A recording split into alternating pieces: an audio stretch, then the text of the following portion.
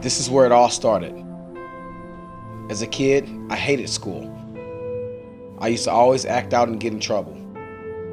I joined a gang before I was 10 years old. 6 Deuce 87 Kitchen Crip gangster. That was normal life for me. I was going down the wrong path, destined to end up just like my friends, dead or in jail.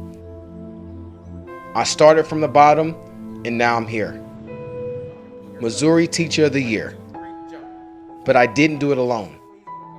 Mrs. Maxville, Mr. Dunkman, you guys taught me the joy of the simple things in life. You made me excited to want to come to school. It's allowed me to do that with kids today. Just those hugs, those high fives, knowing that I was going to be playing a different sport or doing a different game or activity, knowing that you guys work close with my teachers and you use PE as a deterrent to make sure that, I was doing better in my other classes.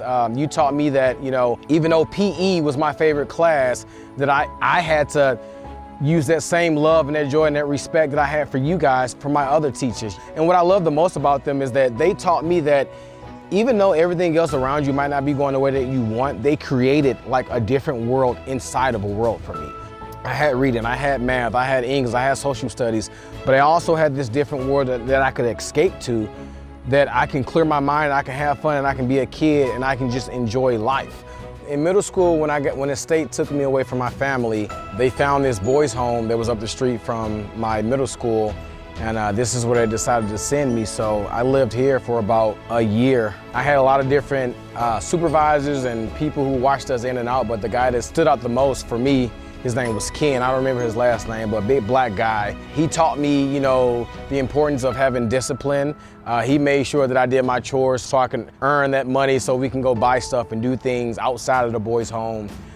He taught me that, it's okay to be tough, but at the same time, it's still okay to have compassion and empathy for people. And man, he taught me a lot, man. He was like my father figure here because I didn't have a father growing up, and he was the first true black male role model that I had to kind of help me get through what I thought was the worst time of my life. But now looking back, if it were not for this place, I would not be where I am today because I learned so much here and I was able to shed all of that stuff that I thought was important. Miss Hunnicky was the most outgoing, most empathetic, most loving, caring, supportive, enthusiastic. She could find that thing in any student that's going to allow them to be successful, that's going to push them and motivate them to want to be at school and want to be a better person. And she knew that with me, my hook was sports. And she used sports to get me through the door, to get me engaged, to use it as a deterrent to make me want to study and value education.